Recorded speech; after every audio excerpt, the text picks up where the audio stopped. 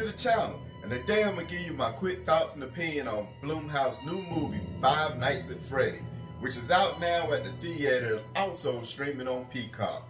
Now this movie is starring Josh Hutcherson, and it's based off of the famous and popular video game of the same name.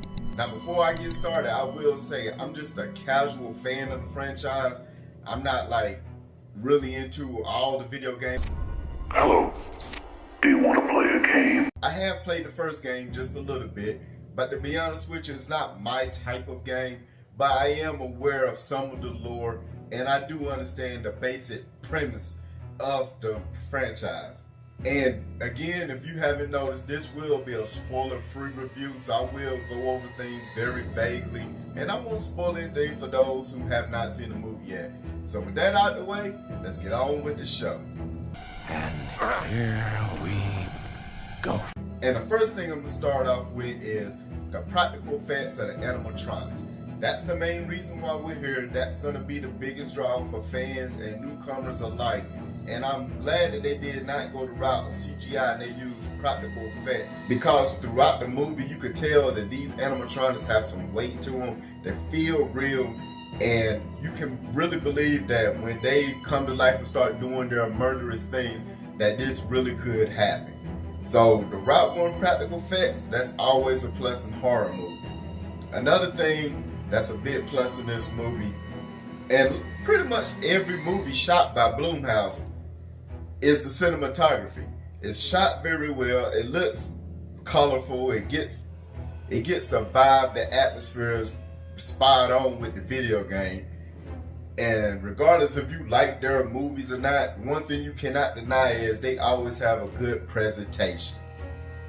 Moving right along, the acting in this movie is okay. It's starring Josh Hutcherson as the main protagonist, and his character Mike Smith is actually the character you play in the first Five Nights at Freddy's. And everybody from his sister to all the supporting characters, they're okay. The only character that kind of stands out, and it's no fault of her own, is the character of Vanessa, the cop in this movie, and that's mainly due to the script that she's given. She does a decent job of portraying the character and delivering what the script asks of her, but she do seem to be a little out of place. And of course Matthew Little, even though we don't get him but maybe 5-6 minutes of screen time, anything that guy's in, he's phenomenal. So I do wish we would have got a little bit more of him, but for what we did get and what he's asked to do, he does chew up the screen when he is on it, and it was nice seeing him in another horror movie. And another thing about this movie, I'm going to go ahead and tell you, it's not a hardcore horror movie. This really is a PG-13 movie. So despite the fact of some of the subject matter that it's dealing with, this is a movie that you can watch with younger members of the family. Matter of fact, I'm going to go ahead and say this is kind of a gateway horror movie, to where if a person in your family is younger, or even an older individual who's not really into horror, and they want to know what's a decent horror movie they can watch to get into, I would suggest this movie. This one kind of puts you in a mind of Disturbia, where it's decent. It's a good PG-13 movie. It does touch and have horror elements in it, but it's not to the extreme where you cannot watch it with smaller children, or you're going to really frighten away those who really aren't into horror. So it does have a good mix of that. Now my only knock on this movie is directly for the fans, kind of like the Resident Evil Welcome to Raccoon City movie. If you're a fan, you're going to pick up on all the winks and nods. But the difference between this movie and that movie, this one is a straightforward story.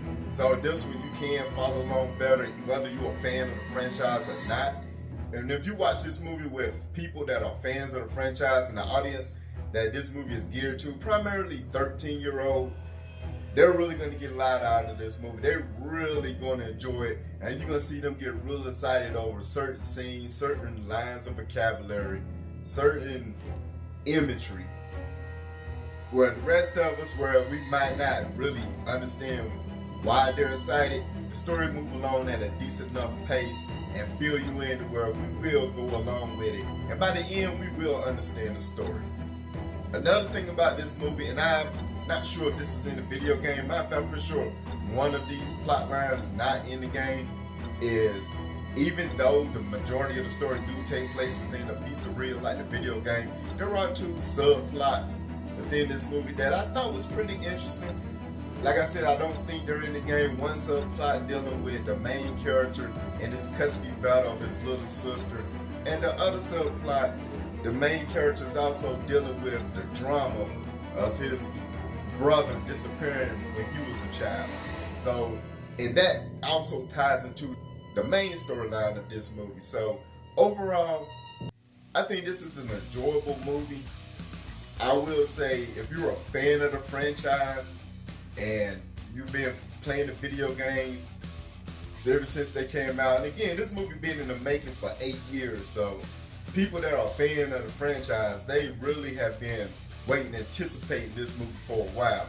But if you fall in that category, I'm going to say when this movie come out on Blu-ray, go ahead and buy it, but it's definitely purchase worthy. For everyone else, while it's not a bad movie, it's not a gratuitous, violent movie. And I forgot to say, the only scene of blood within this movie is this one scene where it does the traditional horror trope, someone with a bloody hand touch the glass, the hand come down, and it leaves a trail of blood on its way down the window. That's really the only time we do get blood in this movie. And there is a good action scene within the middle of this movie where you get to see the animatronics do their thing where they attack this group of people, and you get to see how efficient and violent they can be as far as killing machines without showing too much. And for those that's going to complain and say, well, they want to see more bloody animatronic action, which this movie is kind of marketed as, I would say, look at the rating. It's PG-13. Yes, this movie would have been fantastic, rated R, because we could have got a lot more gore. But for what it is and what we got, I'm going to say for everybody else, this movie is a streamer. So what do you guys think? Have you seen Five Nights at Freddy? And if so, did you see it in the theater or did you stream it on Peacock?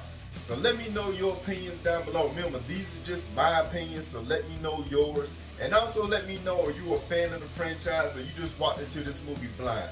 So until the next time, keep your eyes open for my next video.